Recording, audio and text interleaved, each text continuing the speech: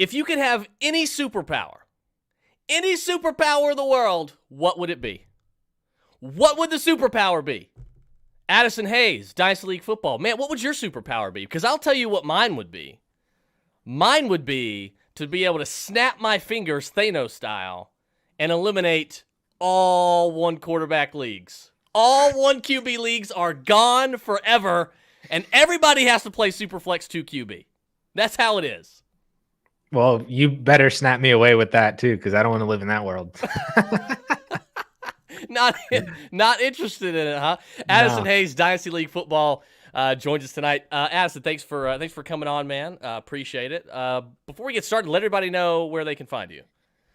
Oh, well, geez. I mean, I feel like I'm starting to become a regular on here to the point where I'm going to be like a co-host at some point. Yeah, man. Let's do it. Let's do a 3-man mic. We'll do it. Hey, we can talk behind the scenes on that. But yeah, thank you so much, man, for asking me to come on again and talk with you, because I had such a fun time last time with you and then with you and Mark. So it's always a fun time when I'm on here and can talk about football with y'all. But yeah, at AmazeHaze _ on Twitter, DLF YouTube channel. That's where basically all of my work goes right now. So we're pumping out content like almost on the daily. And then the in-season stuff is starting to take shape and take form. So we're getting ready for that. And just very excited for the NFL season to actually start. Okay, so obviously you've done your fair share of drafts. I don't know how many drafts like you have left, or if you have any. I've got 2 left, actually, that I have to do. And unfortunately, one of them is a 1 QB league, and I'm not excited about it. Man, I was doing a 1 QB league draft today, and that's what you saw the tweet that like sent me. Like, I was doing a 1 QB league draft today, and I'm thinking to myself, man, I hate this. I hate this, because like I have made it no secret that I typically deploy the running back heavy strategy early on. So like I am typically, that's like my go-to. But typically, like it's easier to do obviously in Superflex because quarterbacks are coming off the board a little bit earlier. So that's pushing quality running backs and wide receivers down the board more in those early rounds. And so I'm like, all right, yeah, let's do it. Let's do a Najee Harris, Austin Eckler, DeAndre Swift trio to start the draft. That ain't happening in a 1 QB league, and that's why I hate it.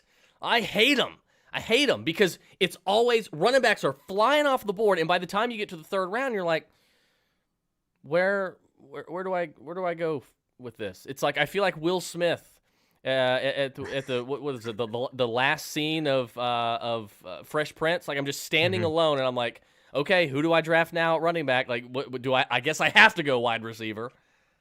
Yeah.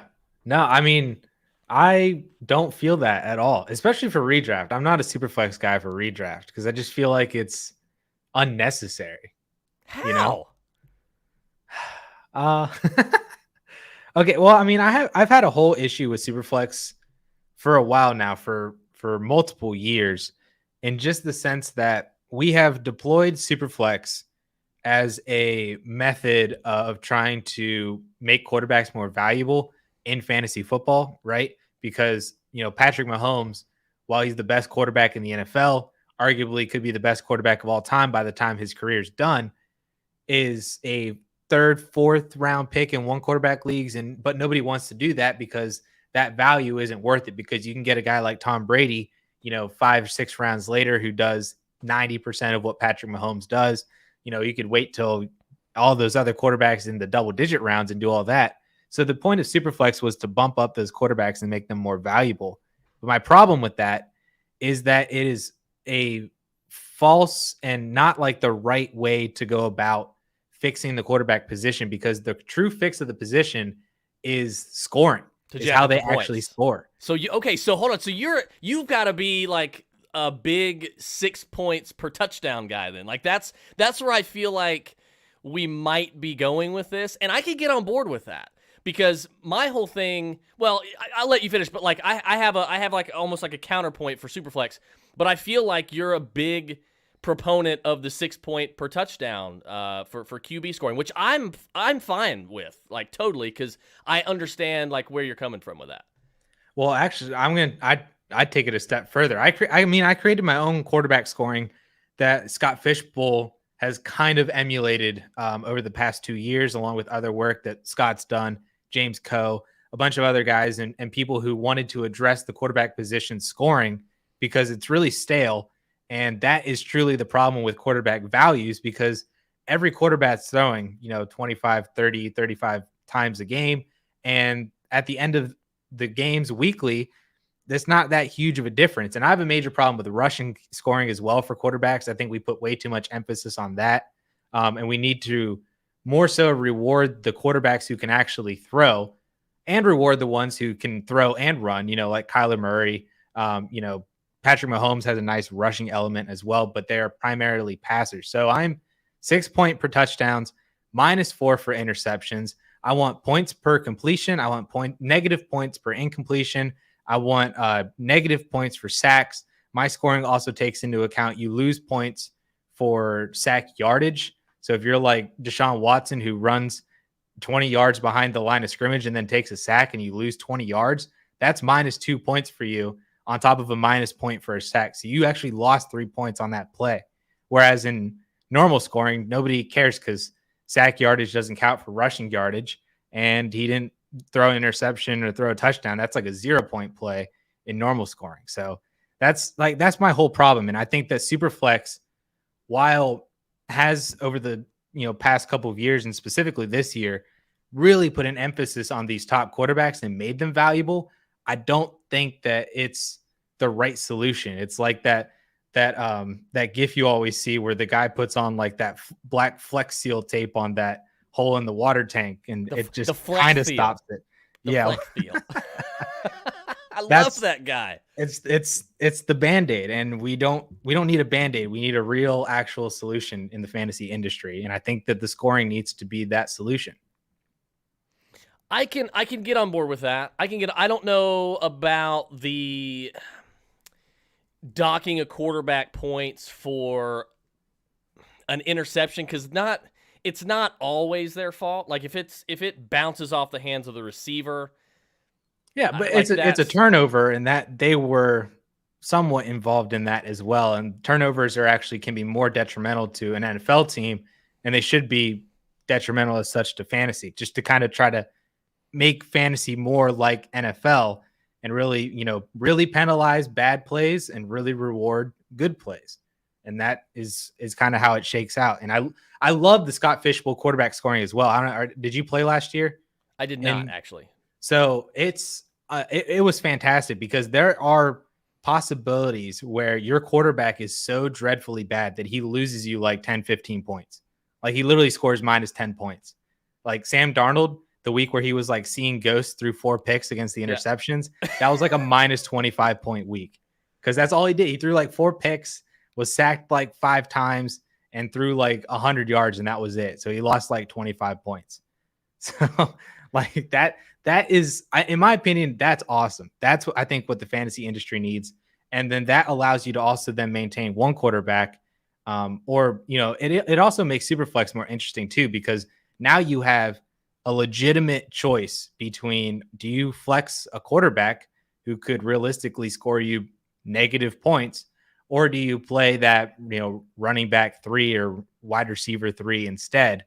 Whereas in a normal Superflex, no matter who the quarterback is, you're playing that quarterback. You're playing Sam Darnold over most of the wide receivers that you have, just because he has like a minimum floor of 15 points.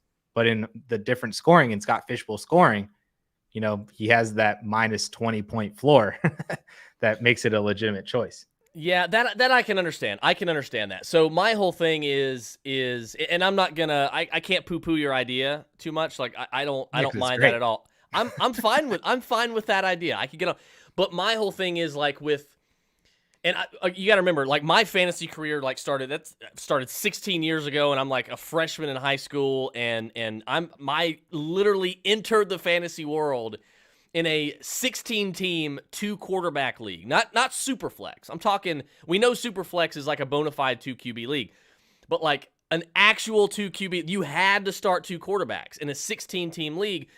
But what made it work was that it was on my fantasy league. Okay, so obviously the UI was terrible, but it was on my fantasy league. And what MFL allows you to do on the site is split and it actually worked really well. It sounds crazy, but it actually worked really well. It allows you to split the league into essentially two conferences. And so one conference has its own free agent pool and its own starting rosters, and the other one has the same thing. So, for instance, you're in a conference, I'm in a conference. I could have had Peyton Manning back then, and you could have had Peyton Manning back then. So what was interesting about that is when you played non-conference games or when you played somebody in the championship game, okay, you and I could both start Peyton Manning against one another. We could both start Aaron Rodgers against one another. Or I could decide, well, okay, yeah, maybe we both have Kirk Cousins, but maybe I want to bench Kirk Cousins this week and play Baker Mayfield or something like that, right? So it kind of, it was an interesting sort of strategical thing. Do you want to guarantee, to match, do you always want to match your opponent with one of their quarterbacks and take completely, take them out of the equation? Or do you want to kind of be a little more strategical and insert another player? So that's kind of where I was sort of coming from. And so coming from that and my experience there into Superflex, it was like, this is amazing because it's so much more of a so much more of a flexible, pun intended, league because you aren't locked into starting another quarterback. Like if I don't want to start another quarterback, I don't like. What if I have three quarterbacks in a Superflex league? Of course, I'm going to start two quarterbacks, but if one gets hurt or two of them get hurt, God forbid all three. At least in one of those spots, I'm not forced to input a quarterback. So that to me is like, at least in comparison to two QB leagues, that's like the huge advantage of Superflex to me. But as far as comparing it to a one quarterback league where the scoring is altered to where it also, you keep the one quarterback and then you also, increase the at the same by simultaneously increasing the value of QB. Like I can get on board with that. I can get on board. I like your idea. I may create a league with your idea in mind. Well, I mean, people have using the scoring settings. They're on my Twitter and stuff. I don't know if I still have it as my pinned tweet. I did for the longest time, like over a year. But then, Scott Fishbowl was the one that really put that out there to the vast majority of the fantasy industry, over 1,400 people playing in Scott Fishbowl. And then they used scoring that was very similar to what I had developed. But I will say, not to crap on your league, but I feel like your league, though it was a 16-team 2-quarterback, but the way you said it, it's a 2 8-team leagues basically. So I mean, that to me is closer to one quarterback than Superflex, because on a weekly basis, each conference is only playing 16 quarterbacks, and that to me kind of mitigates the two quarterback factor. The rosters were huge. I mean, it was a dynasty league, so the rosters were huge. Like you're starting, I think it was 2 quarterbacks, 3 running backs, 4 wide receivers, 2 tight ends, 2 kickers, and a defense. Like I mean, it's kind of crazy. Like this was an old school league. Had been around. Like the commissioner had been doing it since 1990. Since awesome, he was doing it on hand. So it was pretty cool. It's like a traditional sort of thing. And obviously now the cool thing is to like eliminate kickers, eliminate defense, play in Superflex, which I'm all for, and then tight end premium. And to me, the real tight end premium is just adding another tight end spot altogether. So like I understand altering the tight end, scoring and all that, and people like 1.5 people, but it really makes a difference when it's like 2 tight end leagues, because then you're seeing like Pitts and Waller and Kittle and Travis come off the board so much earlier. And then of course you even got Logan Thomas coming off the board. You can't wait till the 10th round, off the top of my head to get a guy like Logan Thomas or like Robert Tonyan or something. And so it's pretty interesting, but yeah. Okay. So we're not too far off, I guess. I honestly came into the show, Addison, thinking we were going to be on completely different stratospheres of this Superflex, increasing the value of quarterback. Because had you come on here, Addison, I was prepared to give it to you. Like, had you come on here telling me that quarterbacks don't need to be more value, like I was gonna go nuts. Go nuts. Yep. I have had tons of arguments with people who do believe that Superflex is like the greatest thing of all time, and it properly values quarterbacks and all that stuff. And I'm like, No, because you can win with Mahomes and Kyler, or you can win with Kirk Cousins and Derek Carr I as your say that all quarterback. the That's how you time. build all the time. I say it all the time. My headphones just came off. I got so excited. I say that all the time because people think that, oh my God, I've got it. Like, and I understand. Superflex Dynasty, take Pat Mahomes. You can take Pat Mahomes in the first round. It's a dynasty league. I'm not going to argue. I'm not going to crucify you for it. I'm probably not going to do it, but I'm not going to argue with someone that does it. But in a redraft, you're seeing Pat Mahomes and Josh Allen come off the board in the first, second round. And I'm like, people think that they have to do that. Like, I think you and I talked about it, I think on Twitter, like when we first came into communication with one another. And I'm like, finally, somebody gets it. You don't have to draft Pat Mahomes or Lamar Jackson or Josh Allen to win a Superflex league in Dynasty or redraft. Like, you can win, like you said, with Kirk Cousins and with a guy like Derek Carr or Baker Mayfield. And I'll tell you right now, one of my favorite builds as it is to actually get Tom Brady and I tweeted about this the other day, is to actually get Tom Brady in like the 5th round in a Superflex league and then follow that up with Justin Fields much later. Because Justin Fields, I don't care if he doesn't start week 1. I'll start a running back. You know me. I mean, I start off with immense running back depth. So I'll start a running back in that Superflex spot that first week when he's fed to Aaron Donald and Jalen Ramsey. And then week 2, when we see Justin Fields finally, sky's the limit. Now we're looking at a Cam Newton RG3-ish rookie year ceiling. I'm all about that. Now I just got, borderline 2 QBs. Like, I know what I'm getting out of Tom Brady. Even a dynasty, like startup dynasties, I am all about drafting Tom Brady as one of your QBs because you're going to get a QB1 for at least this year and next year. So to me, it just makes all the sense of the world. So I love that you mentioned that because I hate this false narrative that you have to draft 2 superstar quarterbacks, one of which has to come off the board in the first 2 rounds in Superflex leagues, regardless of format. It's such a fallacy. It's such a myth. Yeah, especially in redraft. Like I said, and you said too, Dynasty I 100% get. And I'm actually one of the people in Dynasty where I want one of those, more elite younger quarterbacks just to anchor the position. Sure. Yeah. But in a redraft league, there's literally 40 quarterback scores as a QB1 at any point during the season, right? So you can pick and choose and stream and pick up when a quarterback goes down, pick up his backup because they could have just solid weeks and stuff. And actually one of my home redraft leagues, I have 2, but this was the first one that got me into fantasy football a little over a decade ago. But we just switched to a full-on 2 quarterback league, added another wide receiver spot and another flex spot just to make it more fun, change things up. But this is the first year in that league, and for a lot of those people that they've ever done a Superflex or 2 quarterback draft. So I was literally texting my friend, the commissioner, and he asked me, he was like, if you get the 101, who are you taking? And I was like, Christian McCaffrey. And he's like, you wouldn't take Pat Mahomes? I was like, no. I would not take Patrick Mahomes. It's crazy how much it like warps people's minds, and they're like, "Oh my God, I'm panicking! I gotta take a quarterback! Gotta get a quarterback, or I'm gonna lose." And I'm like, "Calm down. Kirk Cousins is gonna be a borderline QB1, and you're gonna get him, in in the 8th to 10th round. Like, chill. Just calm down for a minute. Like, and look how good Mac Jones looks. Look how good." Even Zach Wilson, he plays on a bad football team with a bad defense. They're going to be throwing a lot to catch up. Zach Wilson's going to be a problem in the NFL. He's going to be a problem in fantasy, and it wouldn't surprise me if he's a problem in his first year in fantasy. Trey Lance, he's going to be starting sooner than later. He's going to come out, I think, guns blazing. Like, all of these guys, even, like, you can get them so late. You don't have to overreact just because it's Superflex. Yeah. You don't even have to start a second quarterback. Addison, you don't have to. Like, you should, but you don't even have to, right? Like, exactly.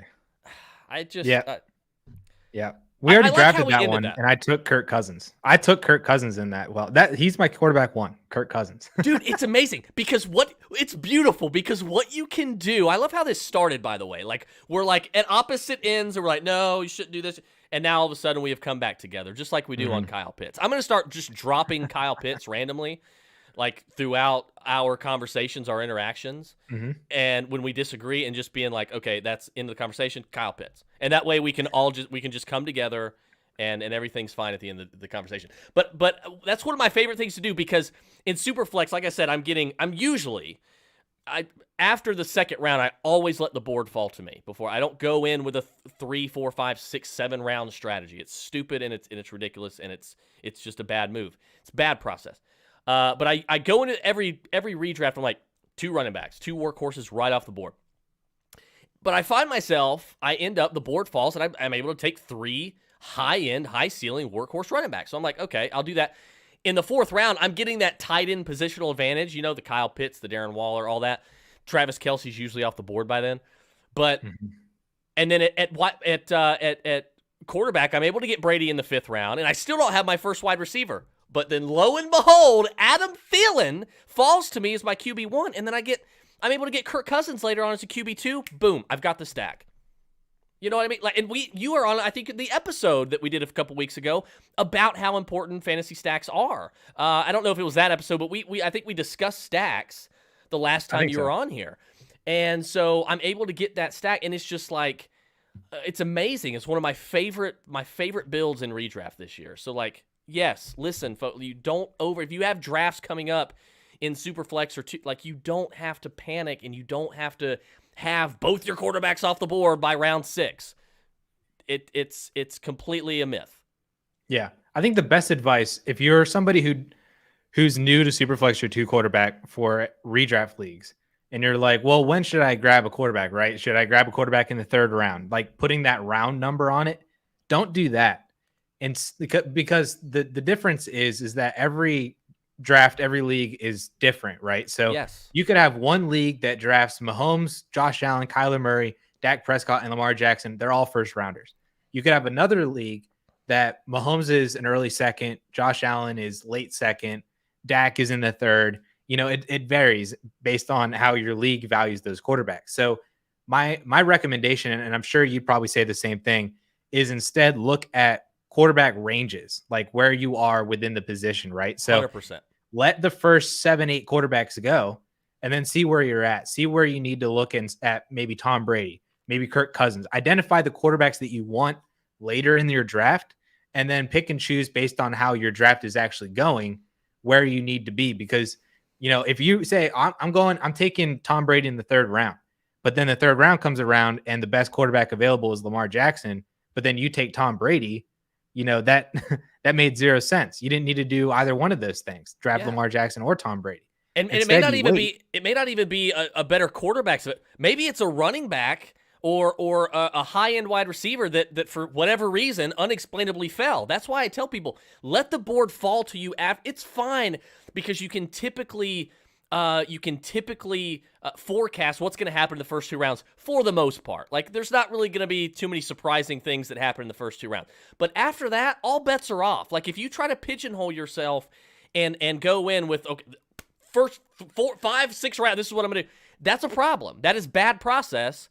And exactly what you said, like, you've got to let the board fall to you and figure out where to take your first or second quarterback based on what is available to you. Right. 100%.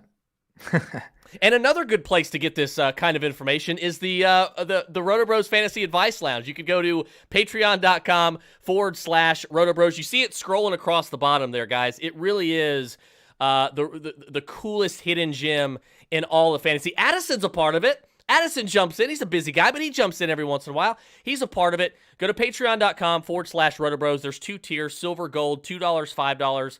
You're not going to find a cheaper bet that covers everything. Season long in football, baseball, basketball, DFS, best ball.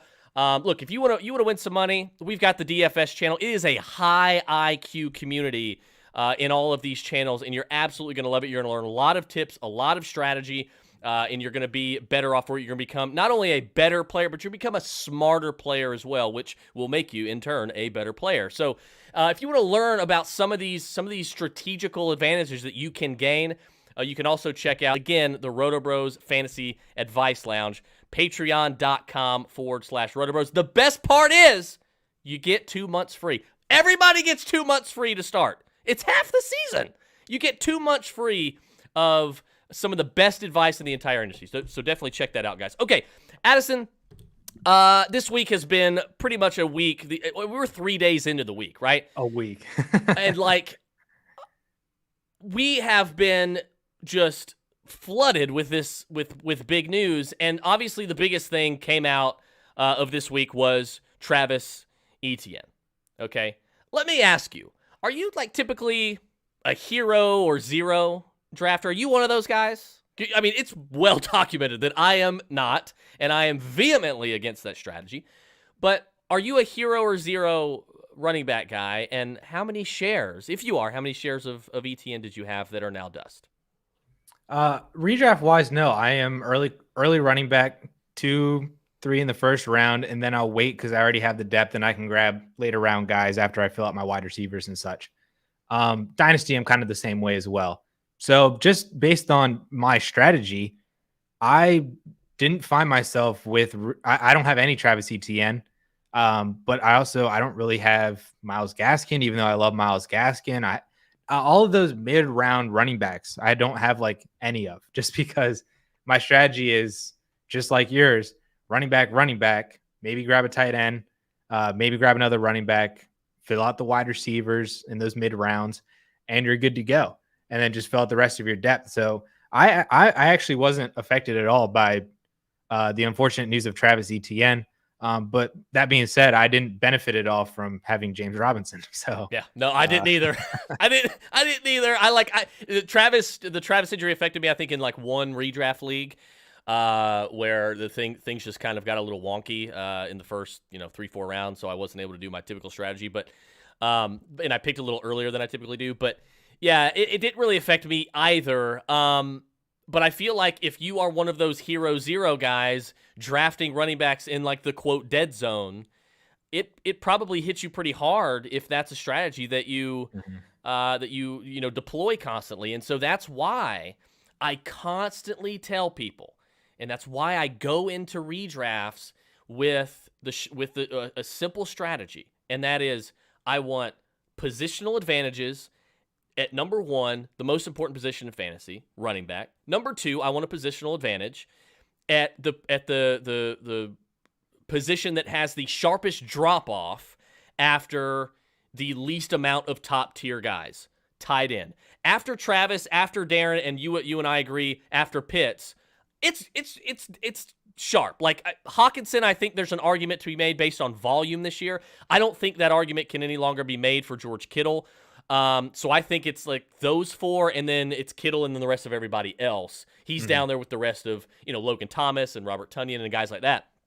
But that's why I go into the strategy with, okay, I want the positional advantage at 2 positions. And why would you not want to corner the market on high-end RB1s with a high amount of touch security and or have a league-winning ceiling like a DeAndre Swift or an Antonio Gibson? Yeah, DeAndre Swift might lose some touches to Jamal Williams, and Antonio Gibson might lose some receptions to J.D. McKissic, who led the NFL last year in targets, mind you, and was number 2 in the NFL in total receptions out of the backfield. So that might happen, but guess what? If it doesn't, and it doesn't actually look more likely than it was 2 or 3 months ago, these guys have league-winning ceilings. They have that Christian McCaffrey overall RB1 ceiling in their range of outcomes. I want that. Like, I want to be locked and loaded with that. So, look, if I'm drafting these guys, yeah. If Najee Harris gets hurt and he's my RB2, well, guess what? I feel good because I've still got Eckler and I've still got Swift, and maybe now, Zach Moss is coming off the bench as my RB3. I can deal with that, but I don't want to deal with Zach Moss as my RB2. Like, his touch security is not good enough. So that's why I'm glad you and I agree on that, because those are 2 positions where I think a positional advantage is so important, and I hate it when I see people draft for positions just to fill out their roster as opposed to drafting to get the positional advantage. Yeah, I 100% agree with literally everything you just said. So I don't really have anything else to add on to that or say any differently. Oh, wow. Well, thanks a lot, Addison. No. Okay, so getting to this Travis Etienne and kind of diving into that a little bit further. Obviously, Etienne's out for the year. It's unfortunate because he really had, and Mark and I talked about it all the time, and we talk about it in the lounge all the time. Travis Etienne, if he were able to usurp James Robinson for early down touches, maybe not his rookie year, but Travis Etienne in totality has the skill set and the play style and the ability, and then he would then have the volume to have that Christian McCaffrey, Alvin Kamara sort of ceiling in fantasy, starting probably next year. And it's unfortunate that we're not going to see that possibly happen. Travis Etienne could have been a league winner at running back this season. And I was like, okay, James Robinson is going to be a good grab in the 5th, 6th, 7th round if you can get him there. Because I think in the early on, I do think he's going to get plenty of work, and then they're going to start slowly allowing Travis Etienne to gain more of those early down touches, and that's just going to put James Robinson on the bench. And James Robinson is a prime sell after like week 6 or 7, maybe even before. And I'm like, I'm all for that strategy. Now James Robinson back in the fold as the workhorse here. However, Carlos Hyde, that's one thing that worries me. I'm not worried about Carlos Hyde per se. Like it's weird because I'm not worried about Carlos Hyde because it's Carlos Hyde. Right. But at the same time, he is now playing for his old college coach. Okay, so obviously there's some trust and familiarity there. But I do think Carlos Hyde wasn't there last year. Nobody relevant was there. Now I think with him being there, I just don't see the same workload. Especially it's a different system, different regime. The same workload for James Robinson. So like James Robinson to me, he's not an RB1 for me. He's not even a high-end RB2 for me right now. I'm not taking him in the 4th round. You got me all kinds of messed up. I do think that he deserves to be in the RB like 14, 15 range. I think that's where he should be. Because, reminder, he was the RB7 last year on the worst team in the NFL. That was 31st in rushing touchdowns, 31st in rush attempts, 32nd or 31st in points per game. Like literally every offensive stat, they were 31st or 32nd in the league. And but what benefited James Robinson was A, that he was a really good player, but also B, was that even though he had a really small team pie to work with, he got like 97% of that pie. Like he was in terms of team workhorse percentages, he was on a whole other level that even like Dalvin Cook wasn't getting, that Christian McCaffrey wasn't getting when he was healthy. Like this was an astronomical outlier type of a workload that he was receiving, given what his team was, doing.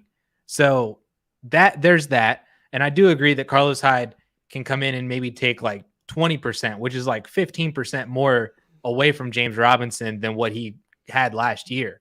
So there's that. I'm not really sure about this offense in general. I've been very skeptical of this Urban Meyer offense. And I feel like he's just trying to like outsmart the NFL, but in reality, he's outsmarting himself. And it's just not good. I don't like that. I think that we're going to have trouble with Trevor Lawrence per se, because he is a very good quarterback, one of the best quarterbacks coming out of college of all time. But he's a rookie. He's in a weird Urban Meyer system on a really, really bad team. And I think that he's going to have some acclimation and he's going to lose for the first time in his entire freaking career and life. On maybe not in week 1 because they play Houston, but week 2 will be like his first regular season loss of his 21-year-old life.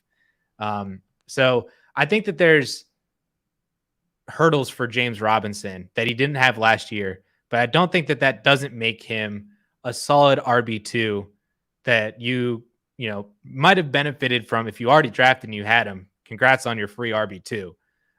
Where he is right now in ADP, I probably won't touch him, not because I don't want him, but just because, like I said, same reason I wasn't getting ETN, Myles Gaskin, all those other running backs, is just my personal strategy doesn't really make sense doesn't fit James Robinson into that equation. It doesn't. So, it really doesn't. Yeah. Like I have him ranked right now as like I have him as an RB2, but it's a low end RB2. Like he's not going to get the workload. And this is why volume for running backs is so important. He is the exact epitome of a great example of this, because last year at least, because he did what he did with bad quarterback, bad offense. Like, we know bad offense, like we know bad coaching. We know the story.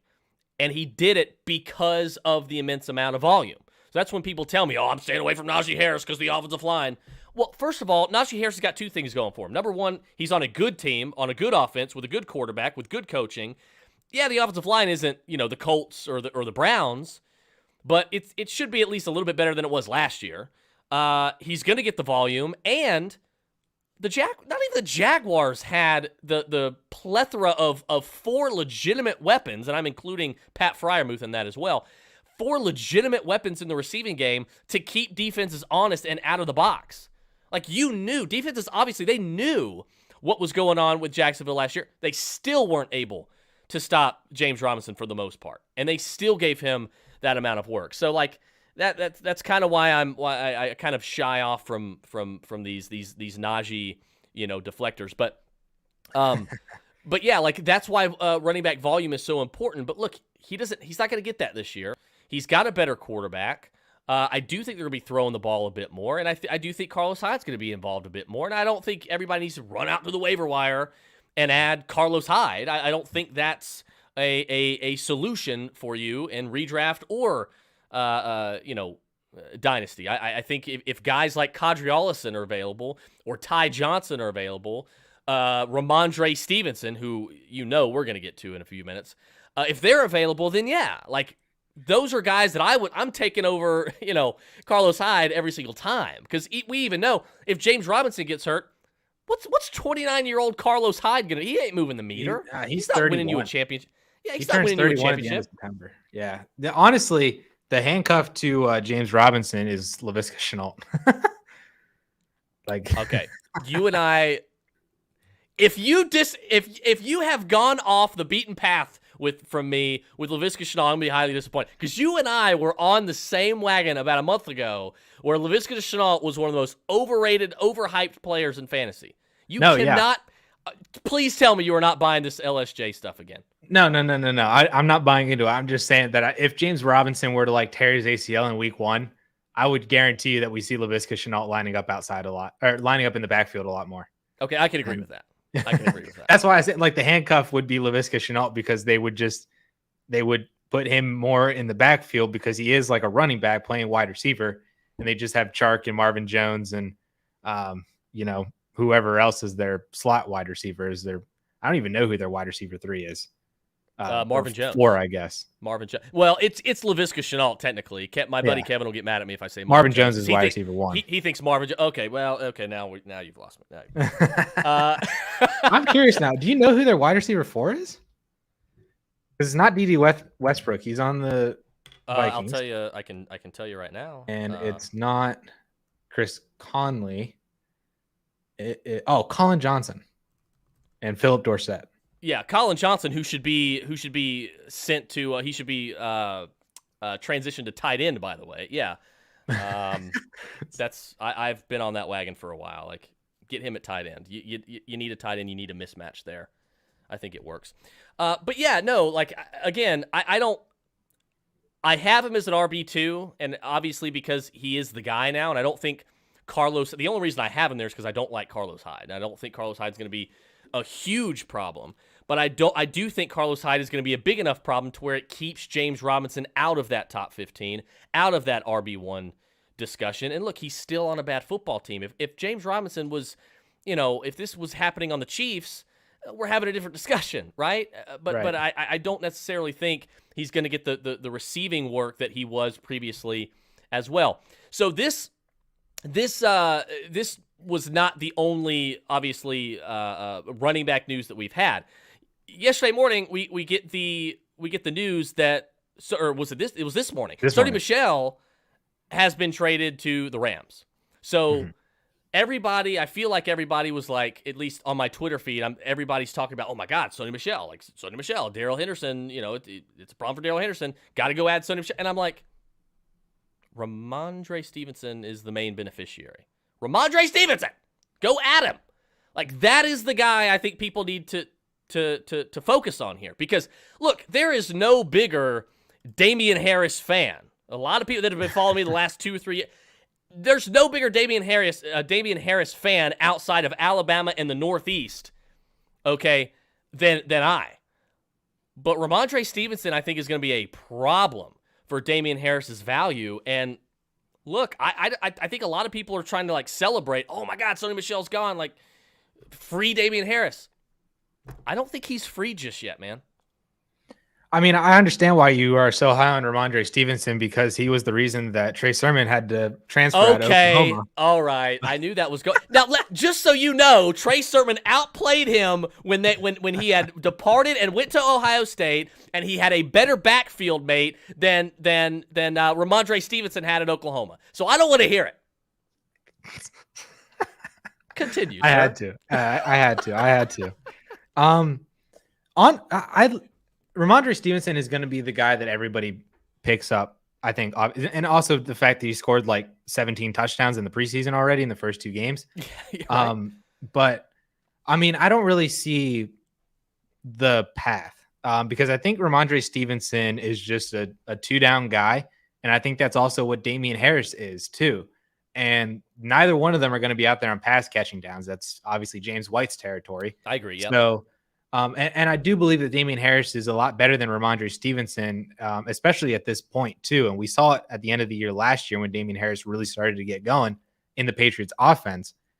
So I think this is just going to be Damian Harris until Damian Harris messes up and does something. I don't think we have a Tampa Bay Buccaneers situation where it's like, you know, it's Damian Harris for 3 weeks. And then all of a sudden out of nowhere, you started Damian Harris and then Ramondre Stevenson has 17 carries. I don't think that's what we have here. I think this is more just we have the starter, we have the backup. We'll see how the starter goes, and then that's just kind of it. Like Damian Harris is going to have the opportunity first every single game, and as long as he doesn't mess up, i.e., like fumble twice, then I think that backfield is his. But I do agree, Stevenson becomes very interesting. Like if Damian Harris gets hurt, those are the running backs I love to have. Is the running backs of if the running back in front of them gets hurt, we're talking about massive value and production for that backup running back. You know, like Latavius Murray and Rashad Penny, all those other backup running backs like that. Rashad Penny's probably not the best example, but Alex Madison, Tony Pollard. Yes, and look, I'm even going to throw because the RB1 to me is so fragile. I'm even going to throw Kadri Ollison in that, and I like the idea of people going out and getting guys that could garner the entire workload like a Kadri Ollison or a Ty Johnson if there's an injury or two that happen, because it's all about the upside. It's at the end of your bench. What it's at the end of your bench. Why waste the end of your on guys that are not going to give you any sort of like I'm fully on board with playing the upside card at the end of your bench. So guys like that, to me, I'm with you. Guys like that too, I'm all over it. So I have been hammering, like pounding the table for guys like that at the end of your bench. And like, I'm not, of course, I'm not a cuff your own running back sort of guy. There's certain situations where it may be okay. I'm not a cuff your own running backs guy. I'm a cuff other people running backs guy. So if I've got Dalvin Cook, I'm not drafting Alex Madison. But I might take a flyer on Madison at the last round of the draft, or I might scoop him up in free agency if I just lost Travis Etienne, if I don't own Dalvin Cook. Yeah, 100%. So that's where I view Ramondre Stevenson, and I think that's just kind of what he is until, like I said, Harris fumbles or gets hurt. So I feel like I'm not as high on Ramondre Stevenson as a bunch of other people, especially not you. Yeah, well, see, this is the thing. I'm not saying that Ramondre is going to be like, back end RB2, like gotta have him. It's going to be like a 50-50 split in the backfield. I do think it is still going to be a Patriots backfield headache. But again, it's going to be like, I think it's kind of like, okay, there was Sony Michel, Rex Burkhead, James White.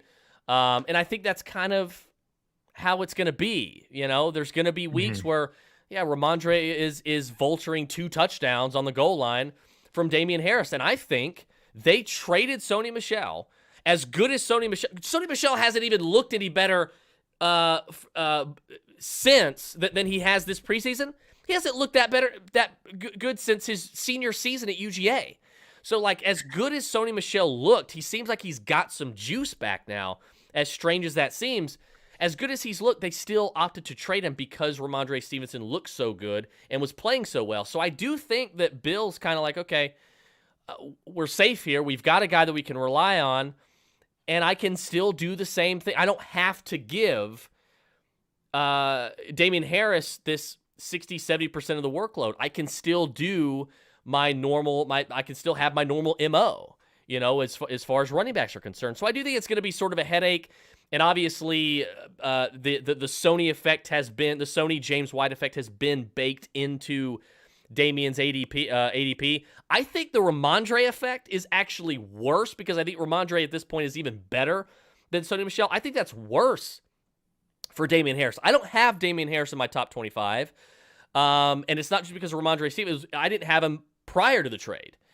So, and I think it's just because of that headache. I don't want Damian Harris as my RB3. If I can get him as like an RB4 on my team, perfectly fine with that. But it's unfortunate he plays there. I wish he would just come to the Falcons. Come to my hometown Falcons, and I'm fine with that. We'll give you all the work, and we'll be fine. But as long as he's in a Patriots jersey, like, it's hard to value Damian Harris and really have him break that sort of glass ceiling that is the backup running back, which was Sony, and it's now Ramondre. And of course, like you mentioned, James White's the niche back. His passing, his reception workload ain't going anywhere.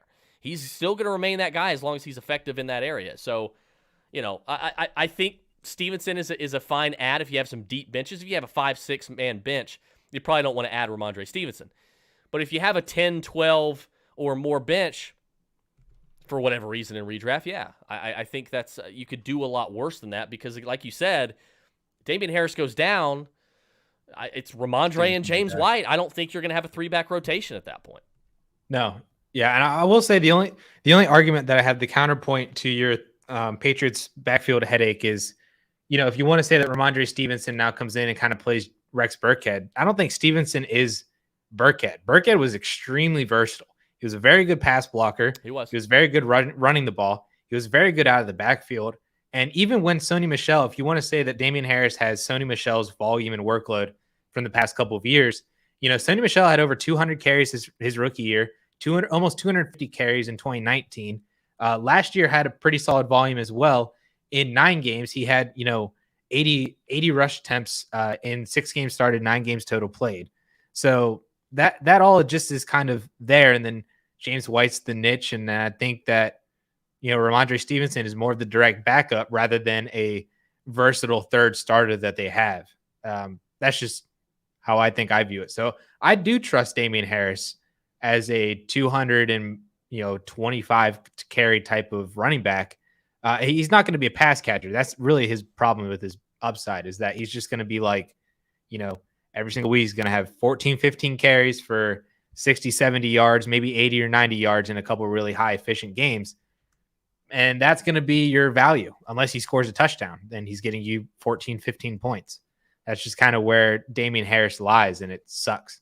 But that's fine, as if you need a flex, if you need an RB3, that production is fine. And it's trustworthy and consistent every single week.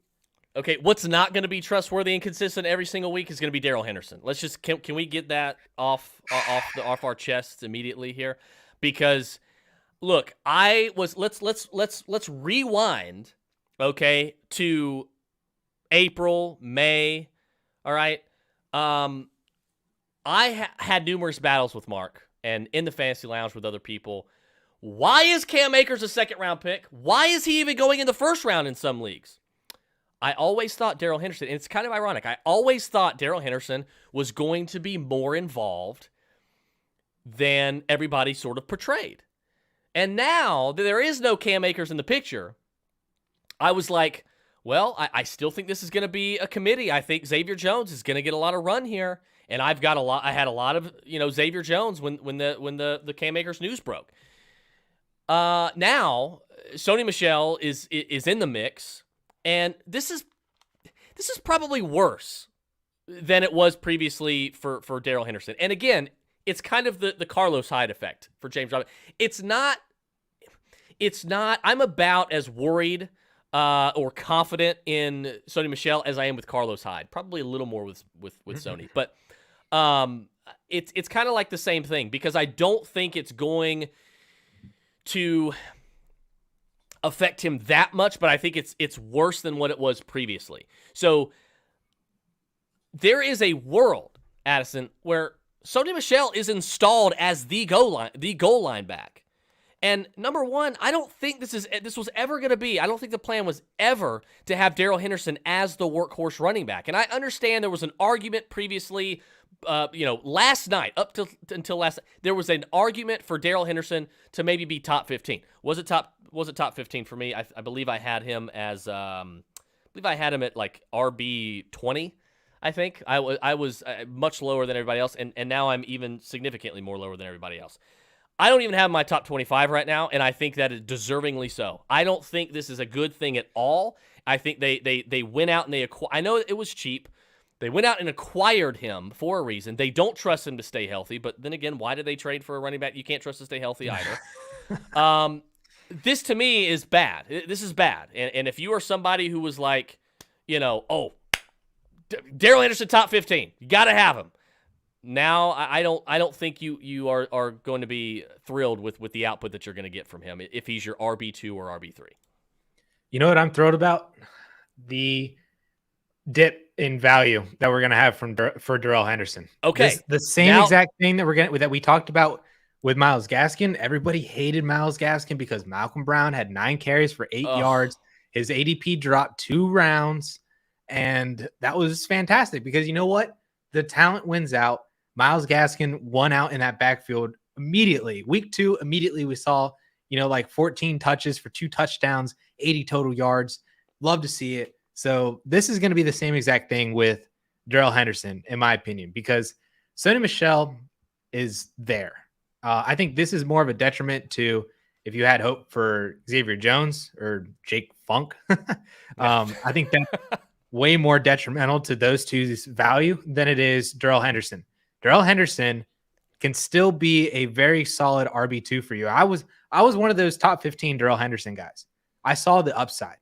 I'm not there now because I do think Sony Michel cuts into it, but I'm still top 20. And the reason for that is when you look at Darrell Henderson splits last year, or at least the start of the season last year, and I've said this stat numerous times this offseason, and I feel like nobody's been paying attention.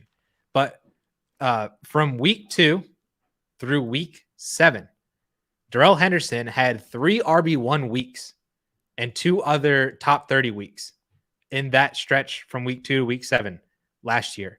He did that on sub 50% snaps while sharing the workload with Malcolm Brown.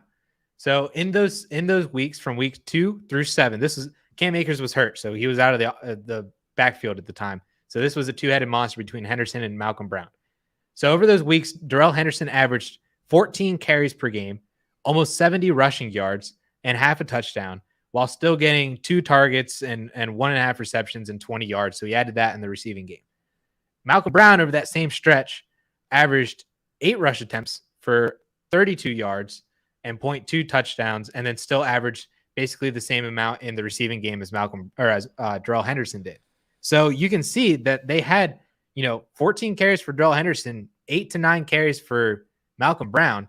If that's the split that we can project for Darrell Henderson and Sony Michel now, Darrell Henderson was a running back 1 in 3 out of those, 5 or 6 weeks where he had that snap share and that workload volume share with Malcolm Brown. And I think that we could just project kind of that same exact thing this year. So you're projecting stay healthy. So are you projecting a Darrell Henderson RB1 season? Because if so, no. The ceiling is there. Okay. The ceiling is there on a weekly basis because this offense is going to be fantastic. Matthew Stafford is going to throw a lot. And the other benefit that I see is that Sony Michel, at least in terms of the NFL, has not shown that he can be a good pass catching back. Kind of like Nick Chubb. I think he can do it, but he hasn't done it. Derrick Henry as well. Those types of guys. Darrell Henderson, I think, profiles more as the pass catching running back. He's been really good at that. Last year, he has some fantastic catches from Jared Goff. I think he's shown that a little bit in training camp as well. I think Darrell Henderson shows more upside and promise in the receiving game between the two of them. And I don't think that they have anybody else on that backfield that can really profile to be that kind of guy, unless, for some reason, Xavier Jones just comes out and he is, James White, Naeem Hines, Gio Bernard.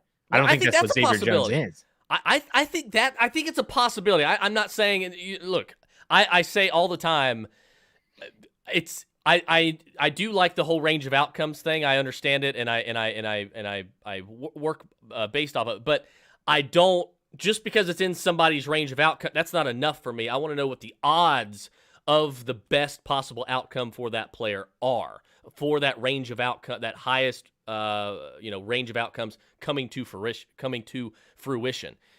I don't know. I don't think the odds are very high that happens with Xavier Jones. I think Xavier Jones now is going to need a Sony Michel injury, which could very well happen. And Darrell Henderson as well. But can we really... Darrell Henderson's already banged up. I mean, it's a thumb and it's minor and it's all that, and it's not going to affect his week 1 status. But these are two guys that we can't even rely on to remain healthy. So I understand that I have another problem with as well, because Darrell Henderson has had like 2 or 3 very small injuries. He's actually really only missed like 2 NFL games his entire NFL career. That's probably not true. Well, but I know he hasn't missed a lot of games in the NFL. Yeah, he played 13 in 2019 and 15 last year. Not to mention the fact that 3 years ago in 2018, he had monstrous volume at Memphis, had over 2,000 total yards from scrimmage, and was fantastic at Memphis. And so I don't buy the whole like, oh, you can't rely on him to be healthy because, he had like a hamstring problem. Like every NFL player has a hamstring problem every single year, every single week. Yeah, somebody like does. That's not like, that to me doesn't show me that he is, injury prone or just struggles to stay on the field, because like I said, he played 15 games last year and held up over a solid, basically half of the year of 14 plus carries a game over the first half, until then eventually, yes, he did was dealing with a little bit of injuries, but he was still involved. And then Cam Akers just completely took over. So, I think it's more of that. He has that sort of LaShawn McCoy corollary, like, because everybody just assumed, if you ask, 12 people, I think 10 out of 12 people are gonna be like, man, LaShawn McCoy was injury prone, but he didn't miss a whole lot of games when he was, unarguably a top 3 back of that generation, with Peterson and guy. So like he was just always banged up, always dealing with a nagging injury with something. It's like Julio. You know what I every mean? week you see the queue next to him and you're like, oh, geez. Yes. What is it now? Oh, what is it now? But he was always playing in games. So I can understand that. It's probably that LaShawn McCoy corollary there. It's just, for me, I just don't know if I trust. I just think it is going to be more of a committee backfield there, and I just don't see. I think I agree with you. Behind that offensive line, on that offense, they're going to score a lot of points, but I can see that in his range of outcomes. But the likelihood that particular outcome, his high-end RB2, mid to low RB1 ceiling, comes to fruition, that's where I start to shy away. Now, if this Sony Michel, and I haven't looked at updated ADPs, because I believe, according to Fantasy, I think right now Darrell Henderson's ADP is still about the same as what it was the past few days. And he's sitting there as RB19. So he's going, right now it looks like he's going, RB19. DeAndre Swift's going as RB18. It's criminal. But I think that if he starts to dip a little bit and you're eyeing Darrell Henderson as your RB4, I'm all on there. Like, I'll take Darrell Henderson maybe over like Chase Edmonds, because I'm more concerned about do-it-all workhorse when healthy, better than Chase Edmonds at everything when healthy, James Conner, than I am Sony Michel. So I'm with you there. So if I'm choosing between like those guys, and I'll be honest with you, even Damian Harris, I'll take Darrell Henderson. But if I have to start reaching and I'm in like the David Montgomery, Chris Carson range, there's no way in hell I'm taking Darrell Henderson over those guys. I'm not doing it because I think the workload for those guys is going to be a lot higher. Mm-hmm. And I think, honestly, this whole entire conversation has shown how extremely important it is to just take 2 running backs at the beginning. Because if you do that, then you don't got to worry about, if Darrell Henderson is that guy or not. You can just, take 2 running backs in the first 2 rounds. Then, maybe you get a third one. Maybe you get a value on DeAndre Swift or somebody like that in the 3rd round. Or maybe you grab Darren Waller or Kyle Pitts, and you start hammering out those wide receivers in the mid rounds. Like, talk dirty to me, Addison. For everybody watching the show right now live, like, if I start like getting naked here, it's Addison's fault. He's the one that's getting me excited here. He's getting me excited.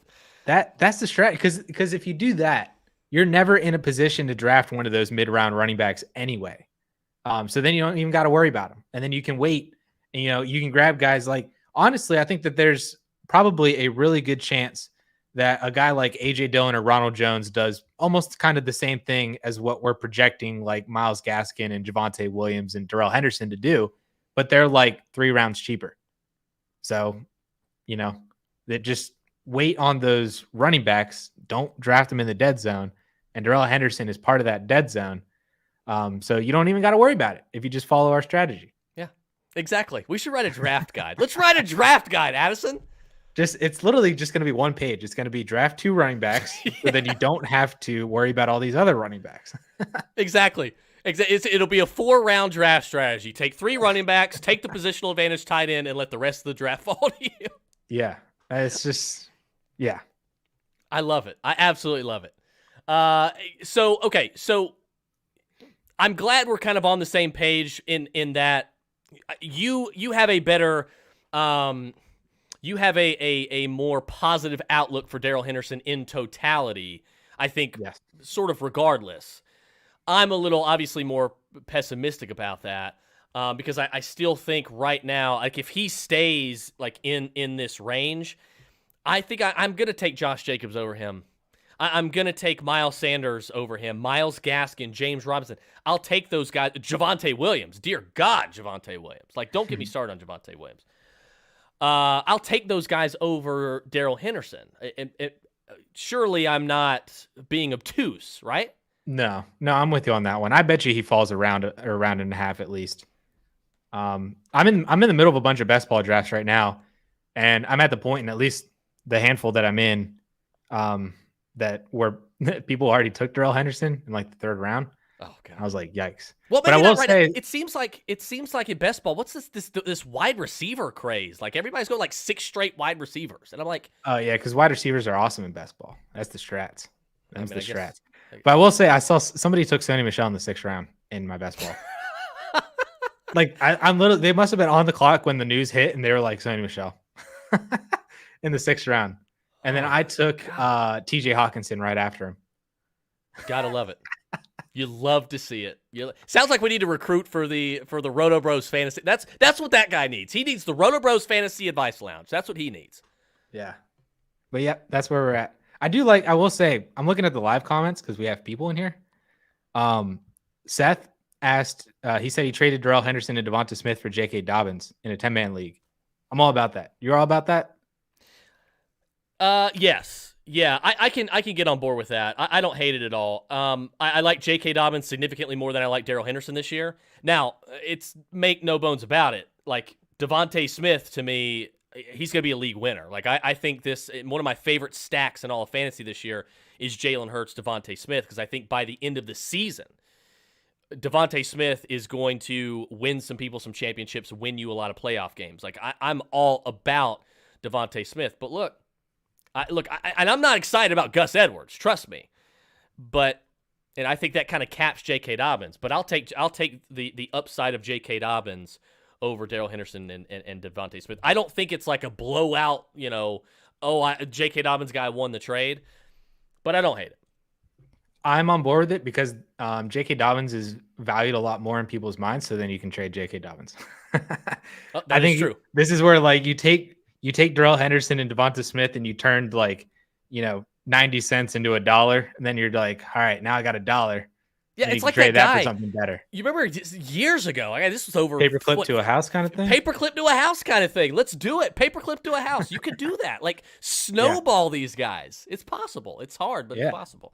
Yeah. Okay, so we disagree on Darrell Henderson. One guy we don't disagree on is Kyle Pitts. Tight end one in 2020, 2021. Yeah. Kyle Pitts. Kyle Pitts. Thank you guys for joining us. All of the live viewers, thank you guys. Sorry we couldn't get to all of your questions, things of that nature. We'll try to off air. But again, thank you guys for watching. It was a blast. Addison, thanks so much for hanging out, man. Check Addison out, Dynasty League Football as well, and check out the YouTube page and TikTok because Addison does a lot for both. So again, thank you guys for watching. It was a blast. You guys have a good night. We are out.